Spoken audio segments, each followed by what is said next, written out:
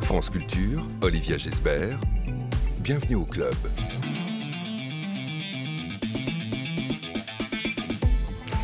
Bonjour à tous, un ciné-club du documentaire aujourd'hui avec Patrick Rothman, Jean Moulin bien sûr, et Pierre Brossolette, Daniel Cordier, les Aubrac, Germaine Tillon, mais aussi une foule restée anonyme. Le réalisateur signe Résistance, une série en 4 volets pour Arte diffusée sur la chaîne le 25 avril et à voir sur arte.tv. Et un beau livre coédité par Arte et Le Seuil, où il a dirigé par le passé la collection L'épreuve des faits. Portraits d'hommes et de femmes qui sont entrés en résistance après le discours du maréchal Pétain du 17 juin 1940. Le réalisateur surprend en montrant la diversité rarement soulignée de cette armée des ombres et en restituant, comme toujours, l'histoire dans son infinie complexité. Patrick Rothman est aujourd'hui notre invité. Une émission programmée par Anouk Delfino et préparée par Laura Dutèche-Pérez, avec Félicie Fogère à la réalisation et à la technique, Jacques Hubert. Tiens, Jacques Hubert. Un regard qui pétille, une attention de tous les instants et une oreille en or qui nous ont accompagnés ici à France Culture depuis des années et qui nous quittent, paraît-il, aujourd'hui pour renouer avec un écosystème un peu plus vert, mais tout aussi sonore, la nature. Bonne route, l'ami. Quand un évadé frappe à votre porte, il frappe à la première porte qui se présente. Qu'est-ce que vous faites ? Ou vous dites, ou vous le recevez ou vous ne le recevez pas. Si vous ne le recevez pas, vous êtes un fameux salaud. Et si vous le recevez, ben vous êtes un martyr. Sans l'avoir cherché, ni désiré. Et c'est comme ça. Bonjour Patrick Rothman. Bonjour. Comment allez-vous ? Très bien, je suis là. Vous êtes là ? Qu'est-ce que vous faites ? Voilà la question de Germaine Tillon, comme beaucoup de résistants qui n'étaient pas préparés, pas prédisposés à devenir résistantes, raconte. Elle n'a pas réfléchi. Il y a ce moment qui s'impose à elle. Elle ne réfléchit pas, elle agit sur l'instant. Elle agit ou elle réagit. C'est-à-dire que cette première, là on est dans l'année 40, tout de suite après la défaite et la débâcle, et ce qui a motivé les premiers résistants, que ce soit elle, très peu nombreux, il faut bien le souligner, dans une marée de pétainisme ambiant, ce qui les a motivés, c'est le refus. Une sorte de sursaut moral. C'est pas possible, on n'accepte pas. On ne sait pas quoi faire, mais il faut faire quelque chose. Ils sont à peu près tous dans cet état d'esprit. La résistance est née spontanément un peu partout en France, par des gens qui n'y étaient pas prédisposés et ne savaient pas ce qu'ils allaient faire, qui ont simplement dit non à un moment donné. Vous ouvrez votre série documentaire avec ces mots qui sont de qui ? Henri Freinet, qui est l'un des fondateurs du mouvement Combat et qui est un des grands résistants de zone sud. Et qui dit quelque chose d'essentiel. On ne naît pas résistant, on le devient. Mais comment ? Quel est le point commun entre toutes ces femmes et tous ces hommes que vous portraitisez, Patrick Rothman ? C'est justement là que c'est difficile de faire un portrait commun parce que j'ai essayé dans cette série de 4 heures de montrer l'extrême diversité d'origine, d'idéologie, ça va de l'extrême droite à l'extrême gauche, de région, de parcours, etc. Donc un portrait robot du résistant moyen, ça n'existe pas. Non, mais il y a ce sursaut moral peut-être que vous avez évoqué. Alors, il n'y était pas prédisposé et tout à coup... Le point commun, c'est le refus. Ils disent tous ça. Enfin, dans toutes les recherches que j'ai faites, à la fois dans les livres et dans les archives de l'INA pour retrouver les témoignages, ils disent tout ça. C'est le refus. C'est d'ailleurs totalement universel. On est dans une situation qu'on n'accepte pas et on ne sait pas dans quoi on s'engage. Sans doute dans quelque chose qui va être terrible, parce que le survie d'un résistant, en moyenne, c'est 6 mois quand même, avant d'être sur la durée de la guerre. Mais on y va parce qu'on ne peut pas rester les bras croisés à ne rien faire et à accepter. Donc c'est le refus absolu, moral, pas une espèce de sursaut on agit. Et Germaine Tillon le résume très bien dans sa phrase. Oui, mais quand vous dites c'est 6 mois la moyenne, la durée de vie d'un résistant, ça on le sait avec le recul de l'histoire. Eux, ils sont pris dans le grand vent des événements. Ils sont aussi emportés à un moment par cette histoire. Ou alors ils prennent le bon sens de l'histoire, vous pensez, quelque part consciemment?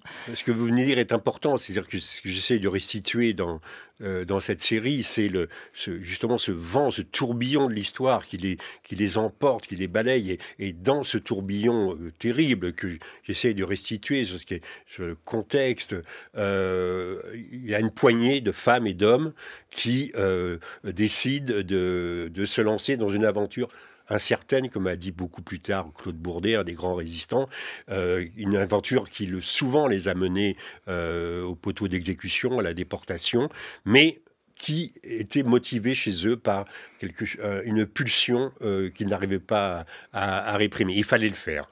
Et le point de bascule, vous le montrez bien dans le premier volet de cette série documentaire, le point de bascule dans la vie de ces hommes et ces femmes, c'est quand même le discours du maréchal Pétain. Il y a des mots qui passent pas. Alors ça, disons, il y a un certain nombre de points de bascule, parce que ce qui est intéressant que j'essaie de montrer aussi, c'est l'évolution à la fois de ceux qui deviennent résistants et l'évolution de l'opinion publique. C'est pas la même chose en 40, en 42, en 44, bien évidemment. Et dans cette série d'évolutions, de moments clés, il y a effectivement, pour une poignée d'entre eux, encore une fois, il faut bien se représenter, quand ils entendent Pétain, il y a une espèce le fameux discours où j'ai demandé la cessation des combats. Il y a... alors Germaine Tillon, par exemple, c'est fondre en larmes, littéralement. Elle a honte. Geneviève de Gaulle, la nièce du général, qui va rentrer en résistance plus tard. Pareil, il y a une espèce de dégoût qui la prend. Donc oui, c'est des réactions, je dirais, mais c'est presque physique. Et elle raconte d'ailleurs comment elle va arracher un drapeau à croix gammée très tôt sur un pont à Rennes, alors que évidemment ça ne sert à rien, où elle prend des risques, mais elle ne peut pas s'empêcher de le faire. En France, on a souvent tendance à recouvrir l'histoire du manteau de mythe, avez-vous dit à propos de la guerre d'Algérie. Pareil ici avec la résistance. Défaire le mythe de la France tout entière résistante derrière le général de Gaulle. Tel est aussi le sens de votre démarche, Patrick Rothman. On écoute le général. Le général feint d'oublier qu'il n'est pour rien dans la naissance et le développement de la résistance intérieure, qu'il ne contrôle pas. Les attentats continuent. À Londres, De Gaulle a créé en septembre le Comité national français, CNF, qui préfigure un futur gouvernement. Quelques jours plus tard, le 2 octobre, le chef de la France libre s'exprime pour la première fois sur la résistance intérieure. L'Union nationale se refait en France dans la résistance à l'oppresseur. Organiser et diriger cette résistance, non pas seulement dans les territoires actuellement affranchis, mais partout, en France et dans l'Empire. Telle est la tâche primordiale du Comité national français.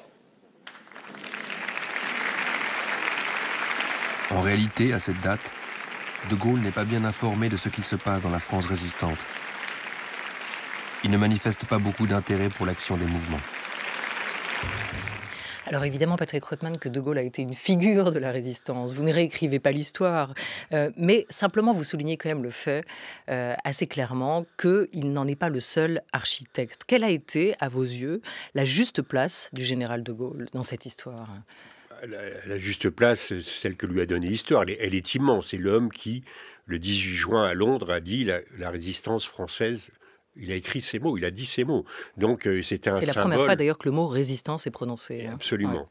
Ouais. C'est un symbole extraordinaire. Imaginez ce qui serait passé s'il n'y avait pas eu le général de Gaulle pour dire non et faire cet appel du 18 juin. Mais il ne faut pas faire tout découler de cet appel du 18 juin. Ce serait une reconstitution de l'histoire de croire que toute la résistance est rangée le 19 derrière de Gaulle. En fait, il y a deux histoires que je raconte tout au long de ces 4 heures.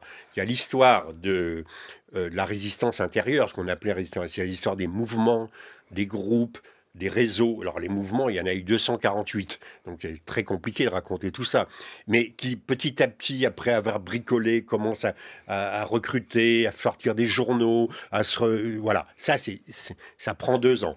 Et parallèlement, il y a dès le début, à Londres, les services du général de Gaulle, de la France libre. Et quel est l'homme qui va faire en fait la liaison entre les deux? C'est Jean Moulin. Donc, on ne se rend pas compte à quel point il a joué un rôle absolument déterminant. Parce que quand il arrive à Londres, c'est au moment le passage que vous avez fait écouter, il a fin 41, de Gaulle ne sait à peu près rien de la résistance.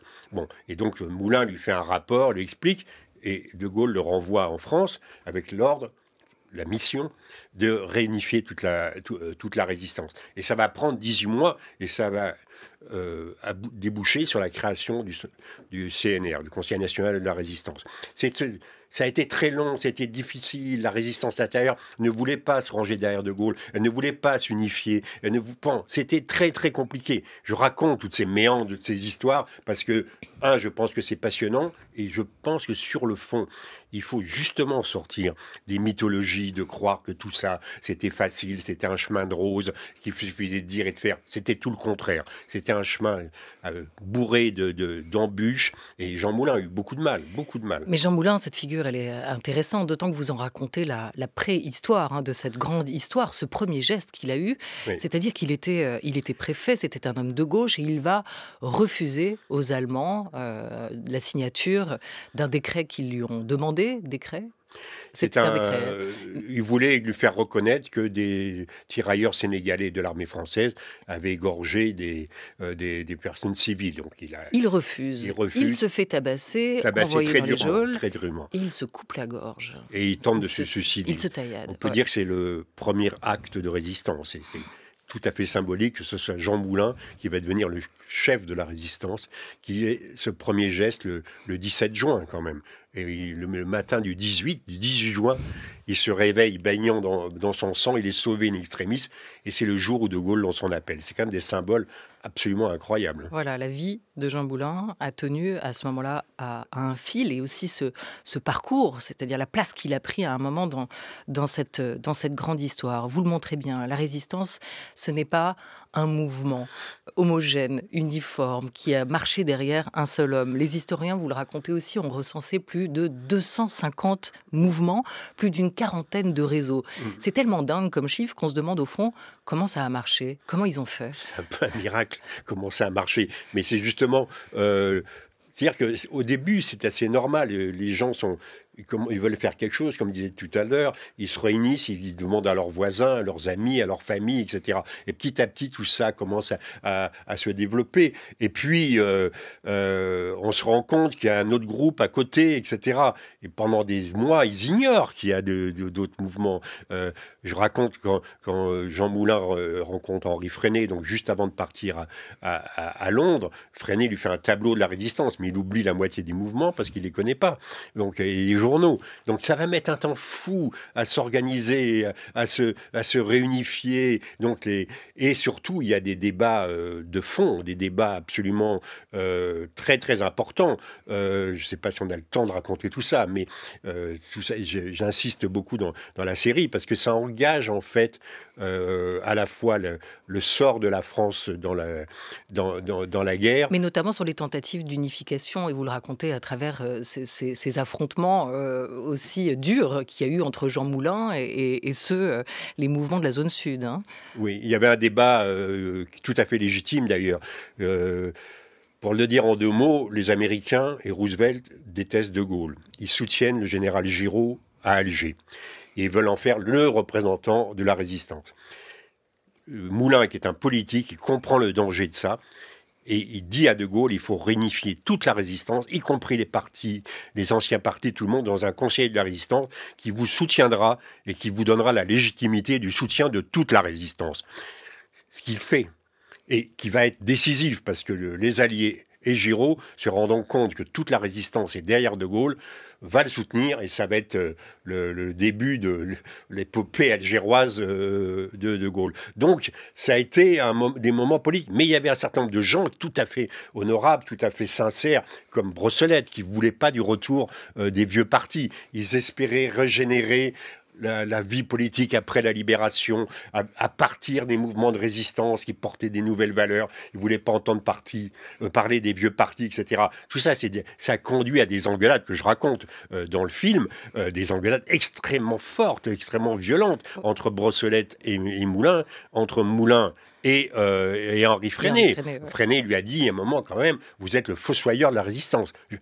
Freinet, un des fondateurs de la résistance en France, qui dit à Jean Moulin, le chef de la résistance, délégué du général de Gaulle, vous êtes le fossoyeur de la résistance. Ça a été très loin quand même. Ouais, ça a été très loin et quand on a milité comme vous, on sait aussi qu'il n'y a rien de pire en dehors de l'adversaire lui-même que les divisions internes, que les trahisons aussi possibles à l'intérieur d'un mouvement. Et là encore, on se demande comment ce miracle a pu advenir. Pierre Brossolette, puisque vous en parlez, Pierre Brossolette, journaliste, est le premier visage de la résistance évoqué dans cette série documentaire. Pourquoi lui, chronologiquement certes, mais en quoi est-il le premier résistant ? On ne peut pas dire que ce soit le premier résistant. Il apparaît le premier dans le film parce que pendant la débâcle, il est capitaine. Il a une compagnie, il est pris dans une espèce de terrible bombardement et il réussit à sauver sa compagnie, à le faire traverser la Loire dans des conditions absolument. Et il sauve sa compagnie de l'emprisonnement et de la captivité. Et tout de suite, il va pas être résistant tout de suite. Il va traverser une période de dépression très très forte jusqu'à ce qu'il soit contacté par ce qui sera le premier mouvement de résistance en zone nord, qu'on a appelé le réseau du Musée de l'Homme, avec Germaine Tillon et beaucoup d'autres, qui va venir le recruter pour faire un journal. Mais le principe de la série que fait, c'est que je raconte l'histoire de personnages, et c'est la manière dont eux vivent les événements qui permet de comprendre ces événements. Donc on a multiples regards différents à travers les événements qu'ils vivent. Et donc là, c'était intéressant d'avoir, au moment de la débâcle, le point de vue de Brossolette. Et c'est une fresque en 4 volets que vous signez, Patrick Rothman. Le bricolage héroïque, tournant, unification, libération, avec un S. Une année à chaque fois, de l'été 40 à l'automne 44. À propos de libération, on va écouter les témoignages de Raymond et Lucie Aubrac. On est en 43, récit d'une évasion, celle de Raymond Aubrac. Le 21 octobre 1943, lors d'un transfert, un commando des groupes francs, répartis dans 3 tractions Citroën, attaque la camionnette transportant Aubrac, boulevard des Hirondelles.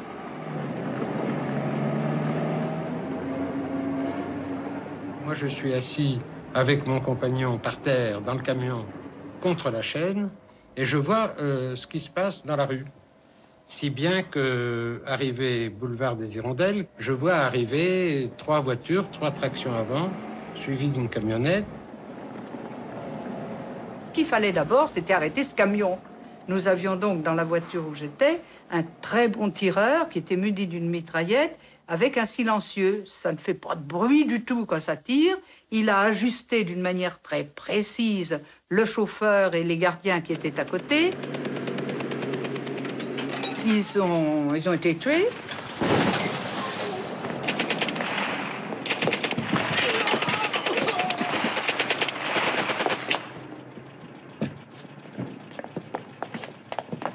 Le coup de main réussi. Voilà, là c'est l'histoire d'une libération. Et là encore, vous vous attachez réellement au vécu, à l'expérience, en fait, de ces hommes et de ces femmes de la résistance, plus qu'à l'événement lui-même, finalement, on l'entend bien. Oui, c'est le point de vue, le parti pris de la série, c'est de raconter toute cette histoire complexe et difficile à travers le récit des personnages. Mais là, on n'a fait qu'entendre. En fait, à ce moment-là, vous avez choisi de l'évasion de Raymond Aubrac. En fait, ce que j'appelle des animations. C'est-à-dire que j'ai fait avec un dessinateur... Entrer le film d'animation dans ce document. Des moments comme ça où il n'y a pas d'image, évidemment. Il y a très peu d'images sur la résistance, mais il y a des moments clés. Il y en a une vingtaine comme ça d'animations dans les 4 heures. Par exemple, quand Moulin rencontre pour la première fois De Gaulle, ces animations permettent de restituer de plus près ce qui s'est passé. Ce qui est particulièrement intéressant, c'est quand dans ces animations, on a comme on vient d'entendre, les témoins qui racontent ce qui se passe en même temps qu'on voit, comme dans un film. Voilà. Et il y a ça, il y a l'attentat de Barbès, où il y en a un témoin, Gilbert Bruchelin, qui est resté derrière celui qu'on a appelé le colonel Fabien, qui a fait le premier attentat en France au métro Barbès. Et il raconte toute la scène, et on la voit pareil dans une animation très très bien faite. C'est la première fois que vous avez recours à l'animation? Pardon? C'est la première fois que vous avez recours à l'animation? Ouais, vous, ça fait des années que je me pose la question. Qu'est-ce qui vous a convaincu? Comment représenter dans un film sans recourir à une reconstitution que je trouve bidon, avec des acteurs et tout ça, comment restituer des scènes où il n'y a aucune image, où il n'y a rien. Mais comment vous aviez fait les fois précédentes? Vous n'en êtes pas à bricolais, votre premier documentaire historique. Comment vous avez fait sans l'animation? Et quel bénéfice vous y avez trouvé? Plusieurs choses. Je travaillais à partir de photos. Mais là, c'est beaucoup plus réaliste, c'est beaucoup plus beau d'ailleurs. Et voilà, on voit la scène avec une précision totale telle qu'elle s'est passée. Dans la grande histoire, il y a une multitude de trajectoires personnelles, de destins individuels que vous racontez, Patrick Rothman. Quelle est, votre propre histoire avec la résistance, celle de votre père? Parce que vous parlez des subjectivités de ces hommes et de ces femmes dont vous racontez le destin. Mais au fond, il y a toujours votre subjectivité à vous qui entre en jeu aussi.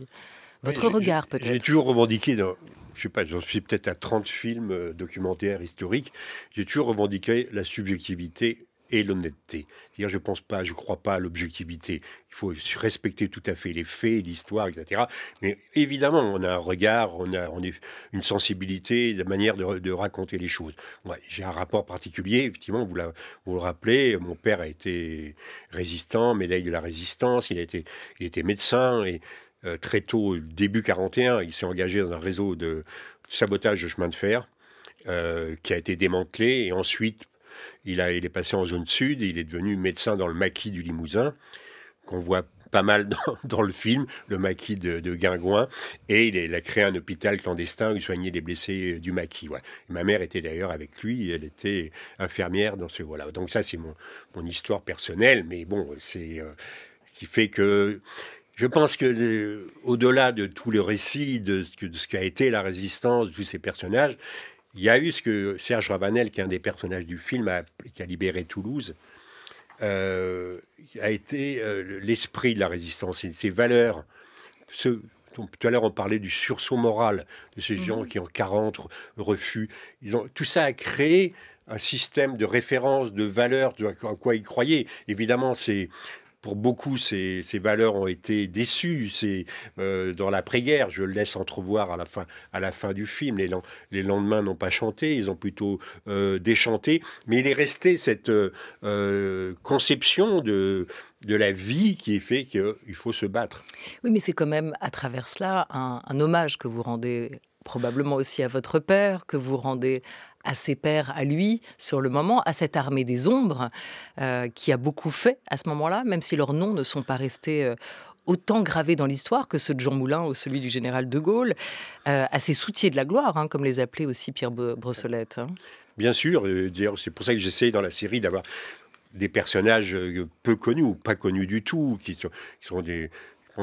qui sont des agents de liaison, des gens qui faisaient souvent des femmes d'ailleurs. Il y a beaucoup de femmes dans la résistance qui prenaient beaucoup de risques d'agents de liaison, comme la sœur aînée de Simone Veil, Denis Jacob, qu'on voit dans le film. Voilà. Et donc ça, c'est ces milliers, ces dizaines de milliers d'anonymes qui ont fait le tissu sur lequel la résistance a pu se constituer, agir. Évidemment, si on regarde sur un plan militaire, la résistance...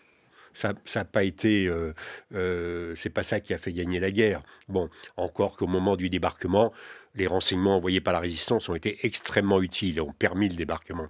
Mais sur un plan moral, sur un plan de ce que ça représente dans l'histoire de notre pays, ces résistants, c'est un apport absolument décisif et considérable. Et ça a permis que la France soit à la table des vainqueurs et pas à la table des vaincus comme elle l'avait été. Et au-delà de ça, combien de vies sauvées, on l'entendait dans ce témoignage en ouverture de Germaine Tillon aussi, hein, de ceux qui ont ouvert leurs portes, qui ont caché, qui ont par des petits gestes tout simplement aidé. Il y a eu des petits gestes, il y a eu des grands gestes, il y a eu des sacrifices. Et il y a un autre aspect dont on n'a pas parlé, que je raconte beaucoup, c'est les trahisons.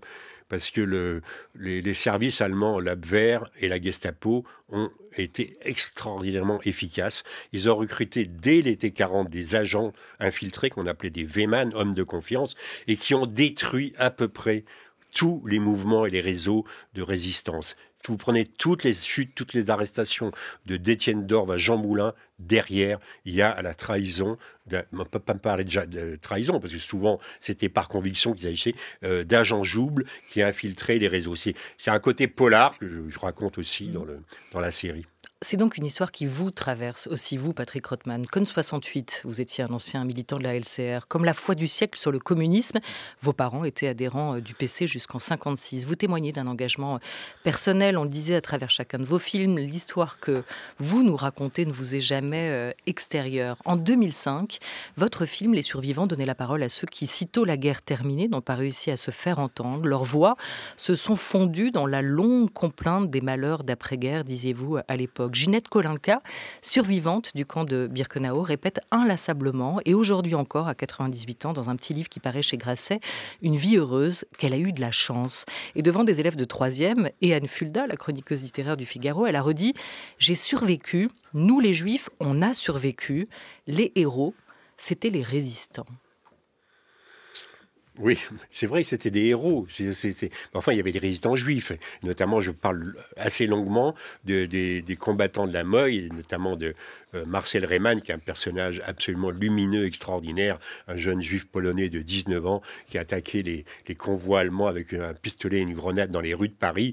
Et voilà, donc, mais les résistants en général étaient des héros. Imaginez la somme de courage qu'il fallait, encore une fois, dans une France occupée, dans une France pétainiste pour la zone sud, de se dire non, on résiste, on se bat, en sachant que l'avenir était plus qu'incertain. Oui, mais ils avaient des familles aussi. Et survivants et résistants, peut-être que la distinction au fond ne vaut pas, et qu'ils étaient tous à leur manière aussi des héros, ce que vous montrez à travers vos films. J'ai juste le temps d'une dernière question.